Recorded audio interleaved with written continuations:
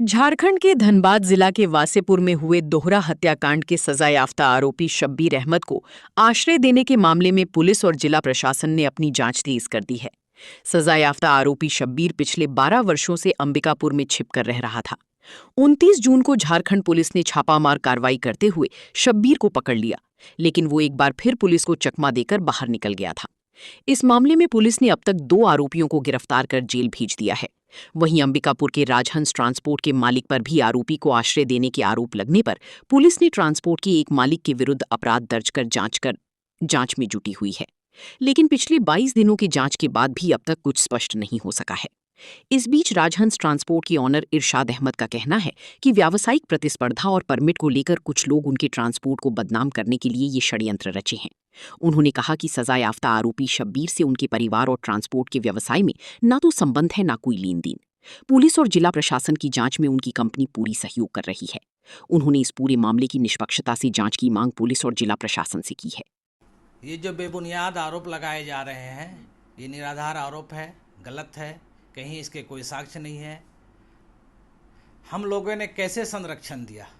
क्या हमारे घर में रहता था, हमारे कार्यालय में रहता था, या हमारे कहीं कोई भी बिजनेस में उसका कोई इन्वेस्ट है? इसकी पुलिस बिल्कुल जांच कर रही है और मैं जांच में बिल्कुल सहयोग भी कर रहा हूं उनका। जिला न्यायालय से मुझे पूरी उम्मीद है कि मुझे न्याय मिलेगा। जिला न्यायालय से मुझे पूरी उम्मीद है कि मुझे न्याय मिलेगा और मुझे यकीन है कि पुलिस बिल्कुल सही जांच करेगी।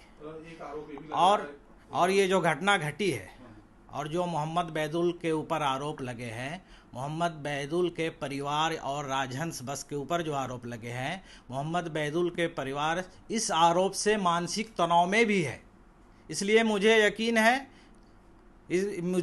है प्रशासन से कि मुझे ज़रूर न्याय मिलेगा और जो सही है और जो गलत है वो बिल्कुल तस्वीर साफ हो जाएगी। अच्छा, एक आरोप ये भी लग रहा था कि ये जांच का विषय है, पुलिस जांच कर रही है। अगर उनकी बस चलती, क्लियर सी बात है, परिवहन विभाग भी जांच कर रही है, कहीं ना कहीं तो उनका नाम होता और राजहंस की बोर्ड लगी होती। कोई भी बस होता तो उनका नाम होता, राजहंस की बोर्ड लगी होती, तब आप कह सकते थे कि उनका इन्वेस्ट है। कहीं भी मेरी किसी भी गाड़ी की जांच कर ली जाए, कहीं भी मोहम्मद शब्बीर का अगर नाम है तो मुझे साक्ष्य उसका दे दिया जाए। इस पूरे प्रकरण को आप क्या देखते हैं? क्या व्यावसायिक प्रतिस्पर्धा है या फिर राजनीतिक? क्या मानते हैं आप लोग? बिल्कुल ये कंपटीशन की, बस कंपटीशन की लड़ाई है, टाइमिंग की लड़ाई है, परमिट की लड़ाई है। क्या है कि राजहंस बस अच्छी से अच्छी सुविधा दे रही है, चाहे वो जिस लाइन में आप चले जाइए, बिहार हो, झारखंड हो, रायपुर हो, जितनी भी गाड़ियां हमारी चल रही है, हम अच्छे से अच्छे सुविधा दे रहे हैं। हमारी बसें जहां जाती है ऑलरेडी सेट हो जाती है, और लोग जो गाड़ियां चला रही है उनकी गाड़ियां चल नहीं पा रही हैं। क्यों नहीं चल पा रही है? भाई, आपको अगर कंपटीशन करना है तो रोड पर आइए और बिल्कुल ऑनेस्ट होकर कंपटीशन कीजिए, फेयर होकर कंपटीशन कीजिए, हेल्थी कंपटीशन कीजिए।